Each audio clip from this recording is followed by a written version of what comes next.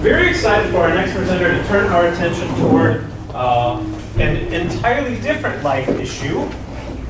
Terri Skoog is founder and owner of Skoog Dementia Support LLC. Skoog is Norwegian. Swedish, yeah. What's that? Swedish, Scandinavian. Swedish, okay. Yes. Very close. Very yes. close. She has over 35 years of experience providing education, support, and care to individuals experiencing dementia, as well as their caregivers and their communities. Is becoming even more of a sanctity of life issue because the average age of the United States population is increasing. That's in part due to something good, right? Advancements in medical technology that have us being able to live longer than ever before, including being able to live with changes in ability like dementia. It's also due in part to a bad thing in that the United States, we're having fewer children, right? And so fewer young people, the more aging people are sort of skewing that population. But a lot of us have already cared for or are caring for aging relatives, community members. Incidentally, next summer, Lutherans for Life is participating with a variety of other Lutheran agencies to host an end-of-life conference called Dying Well in Christ. That's going to take place on the campus of Concordia Seminary, St. Louis, in which we're going to explore a lot of these issues, end-of-life care and the role that specifically congregations have in that sort of thing. So, Terri, you get to be the tip of the spear for us today in turning our attention towards something that's very relevant for us, but which maybe we haven't given a lot of thought to. Terri received her BA in Social Work and Aging Studies from the University of Iowa Go Hawkeyes. She is a Dawn, as she's going to explain to you, dementia care coach and trainer. In addition to her professional credentials, Terri personally experienced the role of caregiver for her mother, who lived and died with diabetes, Alzheimer's disease, and vascular dementia, and I suspect she's going to tell us a little bit about that background as well. Terri's goal in her work and in our time today is to inspire a new way to think about dementia inclusivity and support through dignity, purpose, and hope. And now you're speaking our language. So please join me in welcoming Terri Skoog. Thank you. Okay, thank you. I'm very honored to be here, and I'm also very excited because I never really thought that the concept, that my topic would fit into a conference like today. And so I'm excited to kind of share a little bit with you about a different way to think about how we embrace and love and support individuals in our communities who are experiencing changes in their cognitive thinking. I was especially overjoyed to find out that your theme for today is Life Shines in the Darkness, because that's really the main point of my talk today is about when we think about dementia, when we think about the problem of dementia, we tend to go to very dark, suffering shadows. There are many, many times where people look at the losses and the grief and the things that are taken away from us as our cognitive changes. What I am going to challenge you today is to look at the light and the life and the joys and the beauty in this particular experience that people have. How many of you were surprised when you saw the name of my presentation to see the word gifts? How many of you looked at that and went, seriously? There are gifts in something as devastating as dementia? And I hope by the time I'm sharing with you, you're going to learn a little bit. And so the reason I love the idea about life shines in the darkness is because God is sitting with us in the shadows of dementia. Dementia is one of those diagnoses that right now, after the 35 entering into maybe 36, 37 years of doing this work, I have worked a broad spectrum of healthcare. I had a very short stint with a young parents network where I got to work with young parents trying to bring up their babies who opted for life over other options. And one of the things I've noticed over the last couple of years is that dementia is one of the last diagnoses that has a significant stigma now. It's one of the main situations and diagnoses and experiences that we are not accommodating in our society. And so what I hope is that people will look at that. And the reason for that is because there's this huge stigma about losing who we are as people. The stigma in our community about dementia, and for some, it brings that sense of shame and worry, embarrassment, and fear. We tend to isolate. We tend to find individuals and families who are experiencing to isolate and dwell in the shadows of that heaviness and uncertainty. But it does not have to be that way. We don't have to live in a world where we look at the changes in our cognitive experience as loss and grief. And so what I want to do today is talk about that power. I think it's interesting when we talk about darkness and light, that our powerful God comes to us in the darkness.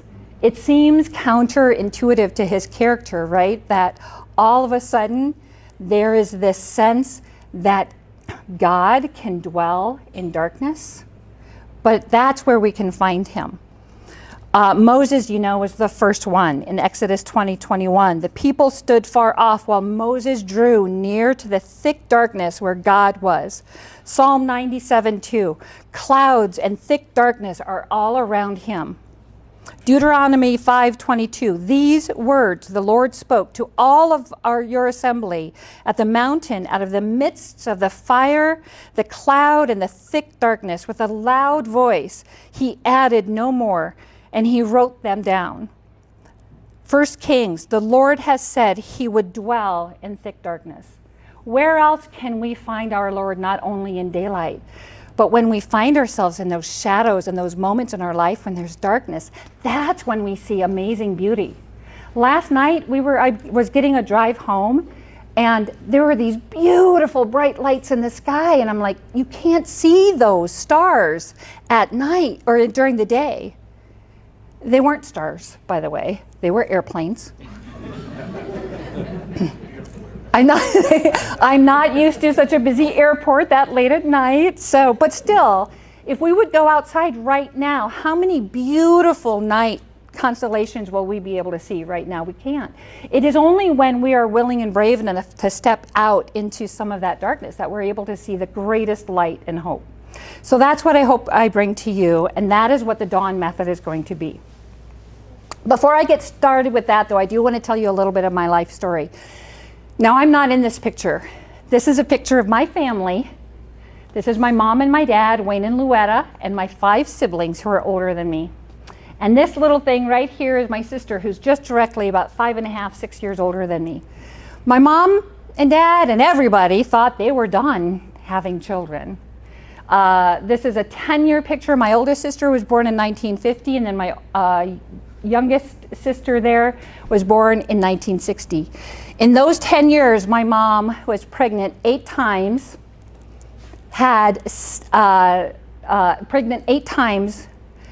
gave birth to seven children, that's not the right math, brought 5 of them home.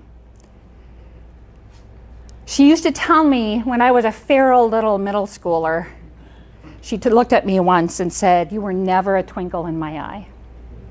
Yeah, I'm kind of mean, right? But I got it. I was tough. I was a feral child.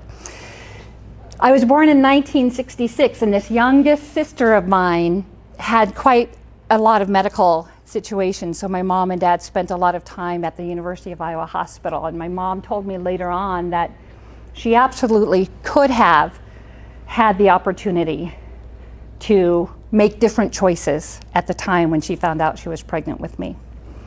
But because at the time it wasn't legal, and because of her faith and her family, I was born. So I don't call myself a survivor because there was never any kind of an attempt, but I definitely know that my mom admitted that there was that stress and anxiety bringing another baby into an already stressed out farm family of a lot of kids. So I thank her for that because I did get to be born and I did get to be a part of the family. And then she did also have another little girl after me, and so she did have the two of us in the mid to late 60s. So I'm thankful for that, because you know what I think about is the difference between that situation is she was looking at her situation. She was looking at the burden, the stress, the anxiety, the inconvenience of having another child, the cost of having another child, the fatigue of having another family. And as a social worker who has been working with families who are experiencing dementia, I hear the same type of things as they're growing and developing and changing. So the dialogue that we have with young families who are trying to decide about bringing a baby into the world are the exact same conversations I've been having over the decades of individuals who are trying to decide of letting someone go out of the world. How do we decide? How do we support? How do we love them? So to me, they're bookends. God has gifted us with the ability, you said burden? What did you say? There's a burden to leadership. Well, there's a burden to life. I had two beautiful baby girls, and when they were little, I never once looked at the choices and the decisions I made and said, oh, I am so burdened by getting up and making you breakfast every morning. It's a burden to make sure that you have clothes on your back, which my husband gratefully provides, wonderful for us. We never use the word burden when we're raising children for those of us who are in that family way, that family lifestyle. But over the last few years, all of a sudden those words have gotten into elder care. Those words have gotten into dementia care. Those words have gotten into caregiving language. When you see someone who is caring for a loved one, friends will say, oh, I'm so sorry for your burden. And what I hope is that we recognize that what a gift there is, that we are able to be there to serve our elders, and not even just elders, but I do have to say, in my experience, I have had a large number of families that I've worked with where their loved one was under the age of 60 with dementia. So this isn't just an old age thing. Cognitive changes are happening. And what a gift it is to be able to live a full circle of life, to where you begin life as that delicate, vulnerable, dependent human, and to grow through that circle of life, and then to be able to end your life in that vulnerable, delicate, dependent stage.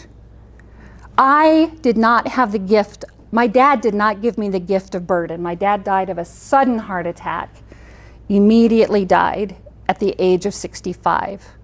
He did not get to complete that full circle to become a burden to us. And to be honest, I kind of missed that. I missed the fact that I couldn't take care of him. But my mom lived a full circle. So my dementia story begins with when I was 6 years old. This was me. I like to think I was my grandpa's favorite because I got to be on his lap during this family photo. I was 6 years old, and my mom helped my grandmother become a caregiver to my grandfather, who was starting to act a little ornery. He was wandering, he was putzing about, he was getting into things. And one afternoon, my mom had to take my grandmother to an appointment. So at the age of 6, she said, Terry, I want you to take care of Grandpa, and there's one thing, just make sure he doesn't leave the house. Okay, well, how hard would that be, right? So that was my first experience, and then I won't go into the full details of that. But that was my first experience of noticing, Grandpa's kind of cool. This is kind of fun. We wandered and putzed around the house. The rule wasn't don't mess up the house. The rule wasn't don't get into things. The rule was don't leave the house. So I did get to enjoy a beautiful moment with my grandpa. So he was the first experience. This is my mom and my two little girls. My journey as a caregiver started when my girls were 3 and 4 years old, and this was my mom. So at about the same age that I was, my mom's journey of dementia came to me the same time that I was trying to raise my little girls. And there was a beautiful gift in that I'm going to explain later. So now that's where I am. Now, I did go to college before my mom had dementia, but it was interesting then to take all of the years of experience that I've had and now try to incorporate that. My mom has been in heaven now for 12 years, so I'm quite a distance away from my caregiving role, which means that I can now give this presentation without crying because I've got the time. So I'm going to tell you a little bit now about why, of all of the experience that I have learned from the best, I have trained from the best. If you name the dementia method out there, I have studied it. In 2021, I became aware of Judy Cornish and the Dawn method. And it was as if God spoke to me and said, this is it. This is where you need to be. Because for me, the Dawn method is exactly what we're talking about in the darkness. Dawn was created by Judy Cornish. She is an elder law attorney in Moscow, Idaho.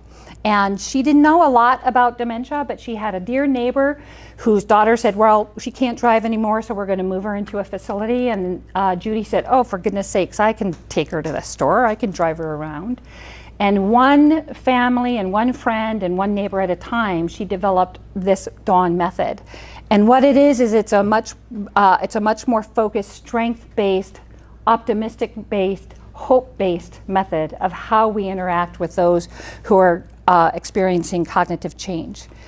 And she wanted it to have the acronym of something beautiful and bright and possible. When you think of the dawn, when you think of dawn and the beginning of a new day and the possibilities that that new day has, that's what she wanted us to feel, and that's what I'm going to bring to you today.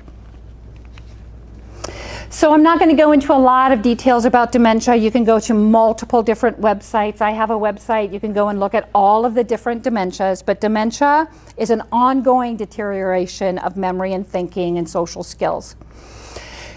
Dementia is a condition that we lose the ability to communicate, and we lose the ability to take care of ourselves. There are a lot of things in our life where we may become forgetful, we may not be able to focus, attention skills. Those are all different things that impact our cognitive. Dementia is an actual symptom where it impacts our ability to be independent. We may see changes in behavior and reality perception.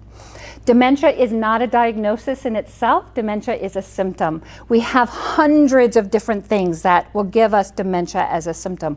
I had dementia for a very short period of time. I don't really call it dementia, but I had significant cognitive changes back in 2015 after I sustained a head injury. Never have a new boyfriend over to dinner after having a head injury if you can't remember your daughter's boyfriend's name and you say the wrong one. So that didn't go over very well.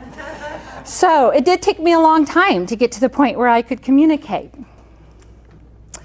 So how many of you think, can we cure dementia? Raise your hand if you think we will have a cure for dementia someday. Okay. Never. We will never cure dementia because what did I say? Dementia is a symptom. Dementia is something that because of lifestyle, because of choices, because of health conditions, because of diseases, because of some medical treatments, dementia and the changes in the threat to changes in cognitive functioning will never be cured. I do believe we will cure Alzheimer's someday. I believe we'll cure Parkinson's someday. We might cure Lewy body someday. But because of our sinful nature and the choices that we make in life, dementia will always be a part of our human existence. So I just answered that. Sorry, I talked faster than my slides. So can we work with it? Can we work with dementia? Absolutely, if we use a different model, and that's what we're going to talk about today. The Dawn method is an experiential model and a strength-based approach to how we interact. And of all the dementia methods that I have worked with and educated and supported, the Dawn method is the first one that actually talks about what's going on with the person who's experiencing it, as opposed to the environment around them. So we have two models of healthcare that we can work with. Can I get some water? Thank you. So we have a medical model and we have an experiential model. So we're going to first talk about the traditional medical model. I have done a lot of traveling, and there is not a country in this world, no matter what you think about it, there is not a country in the world that has better medical research services than the United States. It is, thank you. Oh, a glass would have been, okay. It is second to none. So the medical model is when you find something that's not right with you. I would assume everyone in here has experienced our healthcare system. You're not feeling well, there's something not right, you feel a little abnormal in a way. You call up a doctor, how many of you actually don't call a doctor first, but you go to the internet, right? That saves us a lot of time, right? And then depending on how many of you kind of are like, oh yeah, I think I have this because it's super rare and that's my nature, to go to the super rare thing. Let me hear all the people who are talking about it. But basically we go to the doctor, we get a test, we get a diagnosis, and then they treat us. We normalize symptoms, we take a look, you go back to the doctor, and they're like, okay, yeah, this medication's working, this medication isn't working, oh, maybe you have this, maybe you don't have this, but we're gonna normalize that situation, and we normalize it with drugs, we normalize it with surgery, and also therapies, physical therapy, occupational therapies, cognitive therapies. We will take a look at what's going on, what's wrong with you, and how can we get you right. That's what we want from them. My heart hurts. I don't want my heart to hurt. Now make it feel better. Make it back to normal. This is appropriate for diseases and research. Absolutely. When I have a broken leg, when I'm not feeling well, when my high blood pressure is up like it is right now, when we don't feel well, we want to go to the doctors and we want them to help us feel better. So for disease and research, it's appropriate. It's focused on the abnormal, it's focused on ill health, and it's focused on making us better again. So what happens with dementia?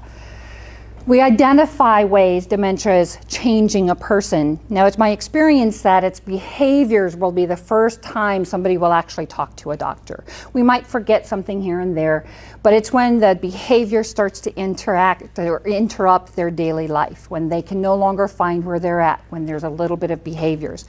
That's when we're gonna notice, something's not quite right with you.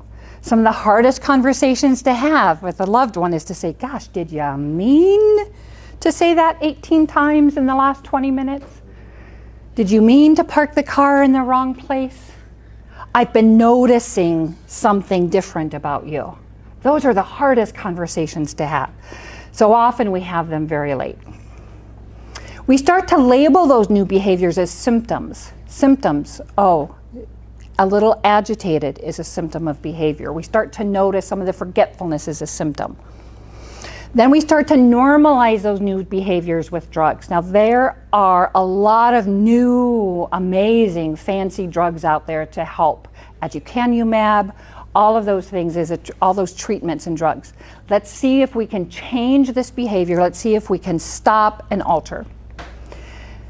Then when those things don't work, then we decide to try to isolate to limit risk and burden. And isolating can be anything as simple as, we're just not going to church anymore. Any of you notice anyone in your church who maybe's not coming the way they used to, or maybe they're coming a little later because they don't want to do that peace to you handshake at the beginning of the service? They don't want to have to try to remember what your name is. So we start to isolate. The other thing we have a tendency to do in the United States is immediately decide someone needs to move into a facility. Beautiful facilities in the community, absolutely wonderful places. As a social worker for 35 years, in my community of Lynn County, there is not a single assisted living memory care that will take elderly waiver, knock on the door, move in, welcome. It's not a place for the poor elderly. So we have to do things a little differently. We can't isolate them. So the concept is a treatment of return to the person to health. We've got care So what we want to do is we want to change it to care. We want to preserve that quality of life. Now I know the words quality of life and dignity, those can be kind of trigger words for life, right? I think when I've talked to a few people, they're like, ooh, what do you mean by dignity? Because a lot of people use the word dignity as a reason to euthanize their loved ones, as a reason to say, let's let mom go. Her dignity isn't there anymore because, she can't feed herself and she doesn't know who she is. So when we talk about quality of life, I promise you're going to see what it is. Experiential care is appropriate when there's no treatment. We focus on the person's experience and who they are right now. We identify the abilities and the emotional needs and not the disabilities and what they can't do. We alter the environment rather than the person's behavior. So with dementia, the goal is quality of life, not to return to normal function. Here's the thing that can be a little controversial. I'm not going to be as controversial as the other speaker that we had today, but maybe that's that woman's nature in me, I don't know. But behavior and those symptoms of dementia that our traditional medical model tends to see as symptoms, that behavior is actually an effect of our emotional needs and how we are coping and adjusting to the changes that we're sensing but we can't put our finger on. We want to alter the environment as the needs increase. We've been doing this for centuries. It's how we raise children.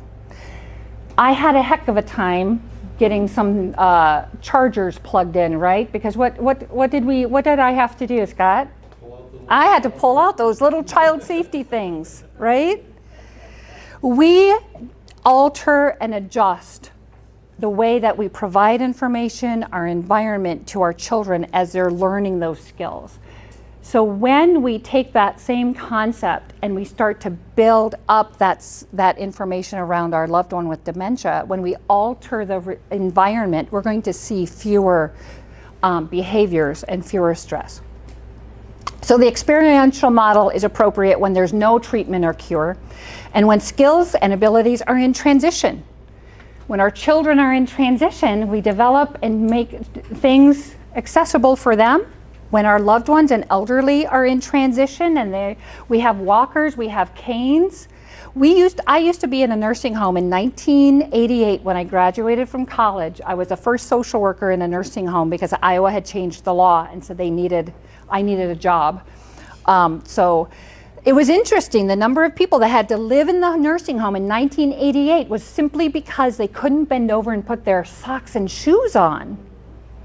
Can you imagine now not being able to put your socks and shoes on and having to move to a nursing home for that? So we've really developed amazing technology to bring services and alter that environment for individuals.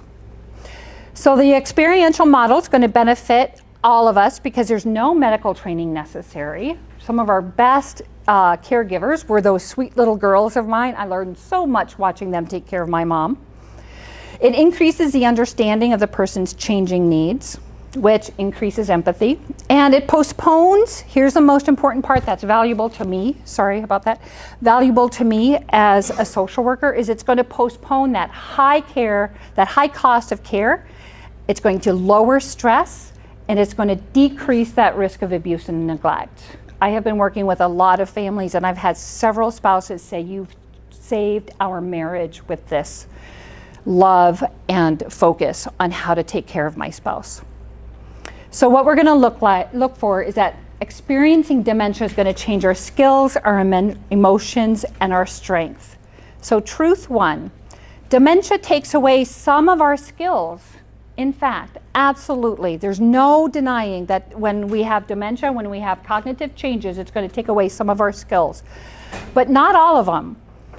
We're going to see that individuals' judgment and perception, their language, their memory skills, and their ability to memorize things, their attention and attention span. I actually challenge everyone to notice we're seeing an increase in diagnoses of adult ADD after my age. I challenge you in thinking that that may be the very first signs of some cognitive changes. I notice for me, my ADD is getting a little worse. So the skills lost. God has created a beautiful brain. We have two brains. How many of you kind of have studied any kind of biology and anatomy? We have two brains. We have a thinking, working brain, and then we have an intuitive beauty brain. So what we start to notice is that what's happening when our cognitive changes are shifting is we're losing some of that working brain. We're losing some of that smart brain, that rational thinking. We're losing the remembering self. We can't remember things. And we're losing the ability to maintain our focus, our attention, and our skills.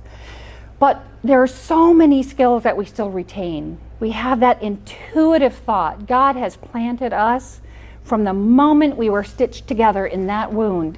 Womb. First time it's a wound. Sorry, that might have been a terrible Freudian slip. Or appropriate. Intuitive thought. And we have an experiential self. And we have mindlessness. How many of you would look at the word of mindlessness, being mindless, as a positive, beautiful thing? Right? Right, it tends to be negative. So rational thought is cause and effect, sequencing, prioritizing. I did pack jackets to come down to Florida because I wasn't exactly sure, but my ability to say, it might be hot down there, I'm gonna pack some jackets. I usually pack them because places are full of high air conditioning. We lose the ability to sequence and know what comes first. Does the sock come on before the shoe? Does the shirt come on before the undershirt?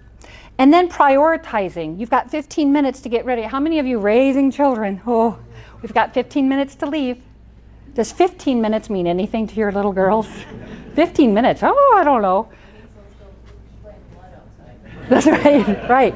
So it's the same thing. We lose that ability to say, okay, which means, okay, if I'm getting picked up at 7:55, then that means I have to be down to check out of my hotel by 7:40, which means then I have to be done getting ready, right? We do all of that sequencing and prioritizing, and we lose some of that. I was on time. I got picked up on time. What we retain is intuitive thought, the sensory data, the beauty, the things that we see, hear, and feel, the stress responses. Those are all there. How many of you know that there are 4 stress responses? How many of you know about fight and flight? How many of you know there's 2 more? Freeze and fawn. We see a lot of freezing on the news when someone's saying, why didn't you just do what the police officer said? Why don't you just follow the rules? There's a freeze response in our undeveloped brains where you don't know what to do. And my mom was a fawn. She will just defer to the highest power in the room because she doesn't want to offend anyone. Those are still present right up to the end of life. Remembering self, who we are, who we love, what we've done, what we've accomplished, what we haven't accomplished, all of those things are important. Those are all things that we start to forget a little bit. Oh, I worked with you? Oh, I don't remember your name. Oh, I don't remember going to Florida in 2024. Experiential self is still present. It's the enjoying and the ability to recognize I'm in a place that I enjoy being. And then attention and mindfulness. The mindlessness tools I'll talk about briefly, but mindless tools are things that we do. I guarantee every single one of you did about 180 mindless things this morning before you even brushed your teeth. And if you had to think about every single thing you do, you'd be exhausted before 8 o'clock in the morning. We just mindlessly, although how many of you stayed in a hotel last night? How many of you got up in the middle of the night to go to the bathroom? How many of you ran into a wall, stubbed your toe, bumped into a corner? Right? That's mindlessness, is I can do that with my eyes closed at home, which I usually do because I know the route. Mindlessness is that ability to do things without having to think. Truth skills, losing skills is what causes distress, not behavior. Emotions are the problem. Behaviors are the results. Now I've got to tell you, we're seeing a lot of behaviors. TikTok, Instagram. There's a lot of behaviors going on right now. None of these individuals are going to be medicated or, they're expressing their fear and their anxiety and their pain and their suffering, and they're exhibiting behaviors. Behaviors are a form of communication. So what the Dawn method does is it takes a look at the emotional needs of dementia, what's actually happening to our loved ones, what's actually happening when I can't make coffee anymore. Any of you ever have to get a new modem for your TV or a new thing for cable, a new coffee pot? Anyone buy something new? A new router? 3 trips to the store. Exhibiting behavior, right? Oh, I can't get this done. I don't understand. We have the intellectual ability to say, okay, just take a break. When I stubbed my toe and bumped into the wall this last night, I didn't immediately panic because I thought, oh, that's right, I'm in a hotel room. My intellectual working brain could tell me I was in a hotel room. Imagine waking up and not knowing where you are and having to assess, am I in a safe place? Are there people here I can trust?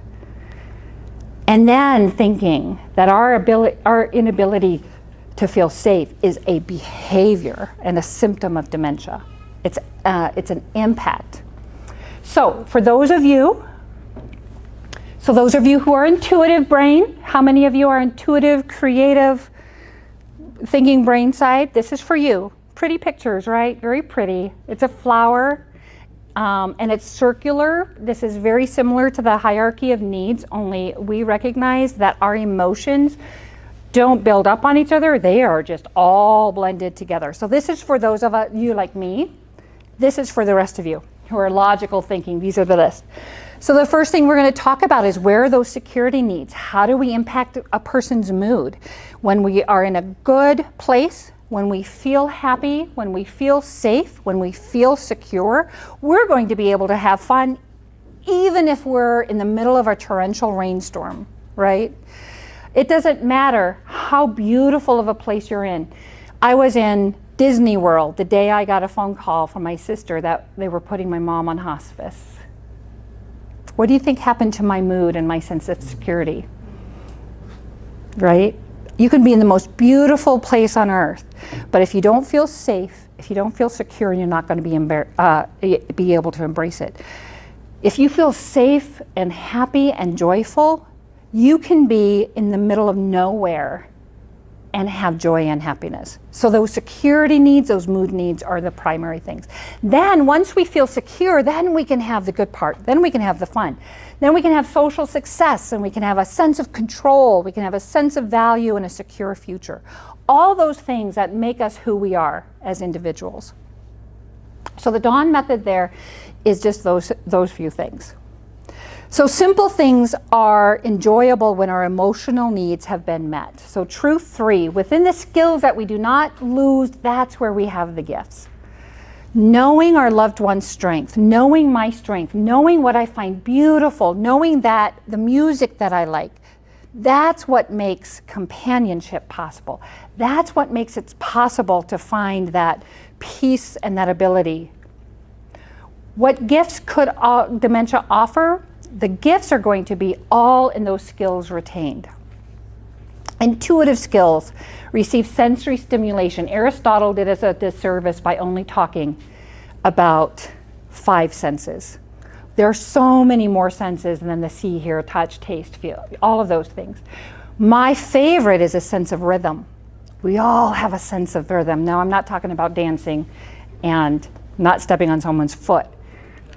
My mom in her dementia had 2 songs in her mind. One was Jesus Loves Me, and as soon as I would sing that, how many children did my mom have and great grandbabies did my mom have?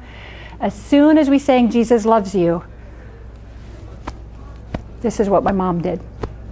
Curled up in a fetal position. She would do this. What is my mom doing? What is this? She's patting her baby's back, right? Mine is a ticking clock, and those of you here in lovely Florida, how many of you love the sound of the surf? Right? So what we want to do is we want to feel our own feelings, we want to recognize others' feelings, and we want to learn by experience. So these are my two little baby girls. So experiential self is we get to just experience joy. I may not remember, my mom did not remember that she was the best baker in 3 counties. She didn't know that. But as soon as I put a freshly raised bowl of dough in front of her, her muscle memory immediately went in. Now she couldn't say to the activity director, hey, could we bake bread today? But when we brought her bread, she knew what to do. We don't have any distractions, so it's a beautiful opportunity. The mindless tools are just everything that we talked about. Being able to do things without thinking. How many of you end up being somewhere and you didn't remember, did I stop at that stop sign that's usually around my corner? We kind of do things. So the gifts in dementia are beauty and emotions. It's bringing them lovely opportunities. It's being fully present.